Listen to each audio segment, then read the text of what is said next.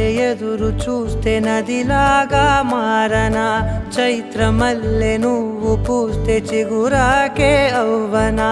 నన్నే వరించే యువరాజును అంట నీ యువరాణి